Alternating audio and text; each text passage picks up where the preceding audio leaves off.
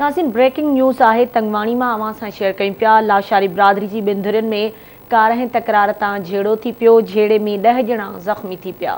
बिल्कुलु नाज़रीन, धुरियुनि में झेड़े दौरान शहरी डप विचां दुकान जा शटर बंदि करे लिकी वेही रहिया, जॾहिं त ज़ख़्मियुनि खे पुलिस तंगवाणी इस्पताल मुंतक़िल कयो आहे। बाक़ी जो केस दाख़िल न थी सघियो आहे। अहम ख़बर आहे अवां ताईं पहुचायूं पिया। तंगवाणी मां लाशारी बिरादरी जे ॿिनि धुरियुनि में कारह तकरार तां झेड़ो थियो आहे। नतीजे में 10 ॼणा ज़ख़्मी थिया आहिनि। एक बरो ॿीहर नासी नवां खे अहम ख़बर ॾियूं पिया। तंगवाणी में लाशारी बिरादरी जी ॿिनि धुरियुनि में कारह तकरार तां झेड़ो थियो आहे। झेड़े में 10 ॼणा ज़ख़्मी थिया।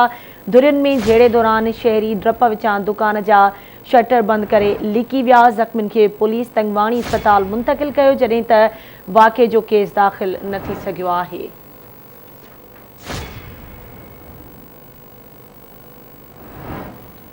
तफ़सील मालूम कंदासीं तंगवाणी मां साबिर बेलकानी खां। साबिर, छा तफ़सील आहिनि?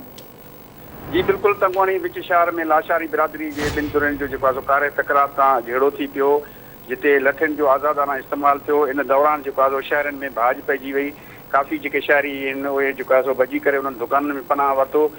जेको आहे आज़ादाना लठियुनि जे इस्तेमाल खां पोइ जेको आहे 10 ॼणा जेके आहिनि से ज़ख़्मी थिया, जंहिंमें मोहम्मद मुरीद, ग़ुलाम अकबर ऐं ॿिया शामिल आहिनि, जिन खे जेको आहे फौरी तौर तंगवाणी इस्पताल नियो हुयो। जॾहिं त जेको आहे 2 ॼणनि जी जेका हालत आहे तमामु गणती जोगी आहे। आख़िरी इतलाउनि ताईं जेको आहे अञा ताईं केस दाख़िल न थी सघियो आहे, न बि का गिरफ़्तारी अमल में अची चुकी आहे। जी ठीकु आहे, अवां जी वॾी महिरबानी साबिर तफ़सील खां आगाह करण जे लाइ।